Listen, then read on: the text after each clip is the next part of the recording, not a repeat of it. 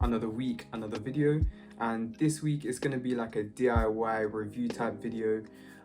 Basically, I guess you can tell from the title, it's going to be like a Converse DIY video. Now, this shoe doesn't really need any introduction. Obviously, I'm pretty sure everybody's heard of Converse. It's probably like one of the first shoes I ever heard of.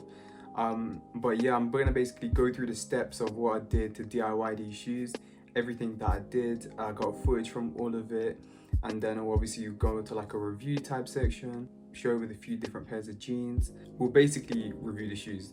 But before I get into that, I noticed that like most of the people that watch these videos aren't subscribed. So if you want to subscribe, the button's just down there. All the Insta stuff is there. But yeah, let's just get straight into it. So the inspiration for doing this custom came from like this photo. I saw on Insta and then I saw it like floating around in a couple of different places. And I don't know what it was about it. I don't know if it's because it's like so clearly a bootleg, or just the fact that it's pretty simple to do but it still works really well.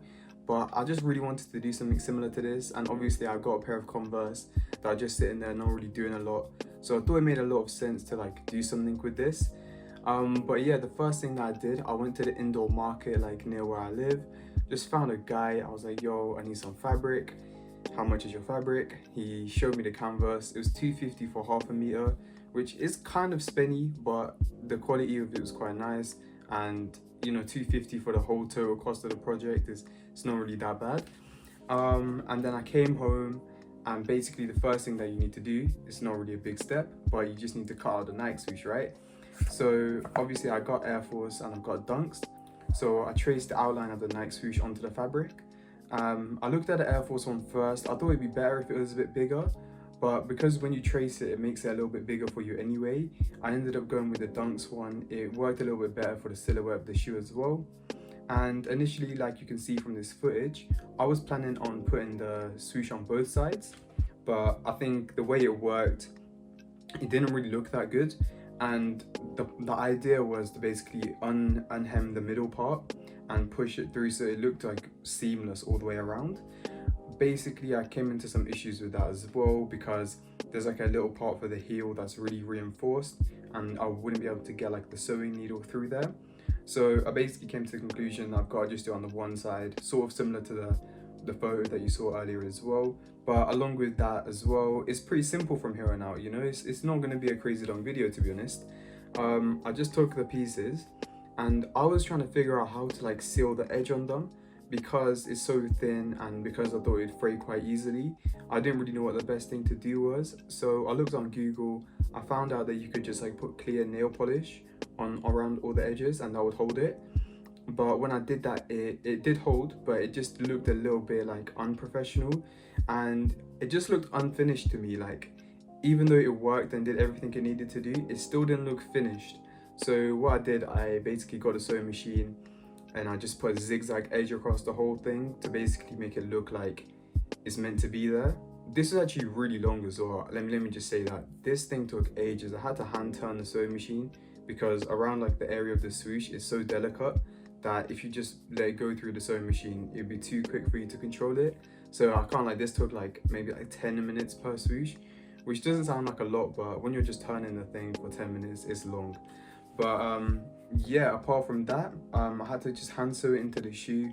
This took quite a while as well, because obviously you're hand sewing it and you can't get the machine under there. But it was a pretty simple procedure and looked pretty good. I had to line it up on the shoes. I think it looks pretty accurate. It might be a little bit out, but if it's out, it's out now. It's pretty hard to notice as well, because they're both on the outside of each shoe. So when you look at one, you'd have to go around to look at the other. And obviously by that point, you're not going to remember exactly the placements, millimeters and stuff.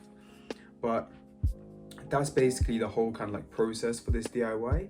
And yeah, I put this with the Levi's. Obviously it makes a lot of sense. I think Converse and Levi's have like a long-standing history between the two brands, so obviously to put the Levi's with this, it just makes a whole lot of sense. Obviously it's just jeans as well, but yeah, I think it looks quite nice. I like how you can still just see the Nike peeking through. It's not like majorly obvious that that's what like is gone on there, and it's not like it's blaringly obvious that it's a custom. And I think that's kind of what I like about these. It's not like with the other ones, because they took off like the Chuck Taylor circle and they put the smiley face on there. I think it just made it stand out a bit too much, and obviously because I screen printed it on as well, it was just a little bit, just a touch too far in my opinion. By putting the canvas on there instead, obviously the whole shoe is canvas, the patch is leather, everything's sewn on. It just kind of fits the whole look of the Converse a lot better, and it looks a lot more organic. Like this could be a pair of like 1960s Nikes or something that Nike came out with a long time ago. Along with that as well, I put it with my Needles track pants. I just really like the way these Needles track pants sit, to be honest. And even though you can't really see the Nike swoosh on these, I think they just look nice, and it just adds a little bit of contrast to the shoe as well. Instead of just being like a solid black block, you still got like the contrast with the swoosh, even though you can only see a little bit of it.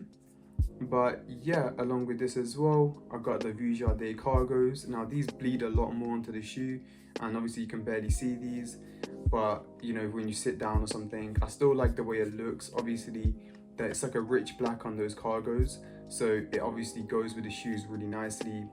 Depends on what you wear for your t-shirt and stuff. Obviously if you got a white t-shirt, you got a beige t-shirt, it's all gonna look quite nice.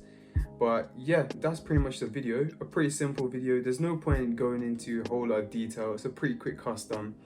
But yeah, if you want to try something like this, hopefully this video helped you. Like always, if you liked it, like it. If you want to comment. If you want to subscribe, please subscribe. New videos coming every Sunday, 8 p.m. Peace.